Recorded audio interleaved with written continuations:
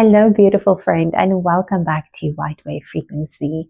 I am your host here, Genevieve, and as always, it is such a pleasure welcoming and receiving you here in this phase of learning and expansion. Today, I wish to share a story with you, but not just any story. This is a story that is ancient and symbolic, a story that has been told for thousands of years.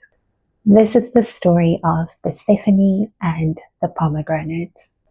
Persephone was the daughter of Demeter, the goddess of the earth, of harvest, and of life itself. She was gentle, radiant, and deeply connected to nature. One day, as she walked through a meadow surrounded by flowers, she reached down to pick a bloom of rare beauty. And in that moment, the earth beneath her opened. From the depths of the underworld, Hades appeared. He was the god of the unseen, of shadows, of the world below. And he took Persephone down into his realm. Above the earth, Demeter felt the absence of her daughter immediately.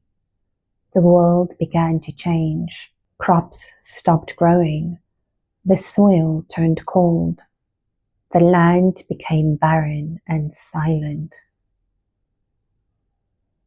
In the underworld, Persephone walked among shadows and stillness. Time moved differently here. Days felt like echoes, and light was only a memory. Hades, though feared, was not cruel in the way many imagined. He offered her a place beside him, a throne, a role as queen of the underworld. But Persephone longed for the sunlight, for the wind, and for the warmth of the living world.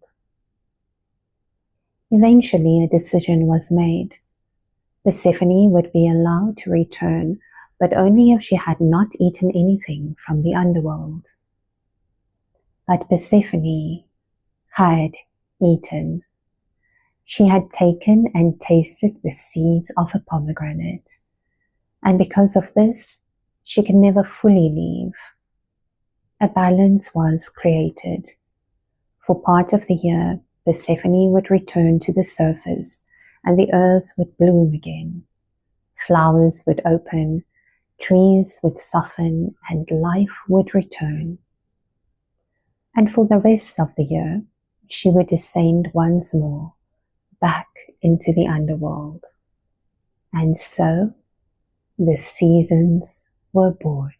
This story isn't only about loss, but it's also about transformation and about becoming. The pomegranate is often seen as a symbol of consequence, but I also believe that the pomegranate can be seen as a symbol of choice, a choice to step more fully into a deeper version of yourself and a much more powerful self.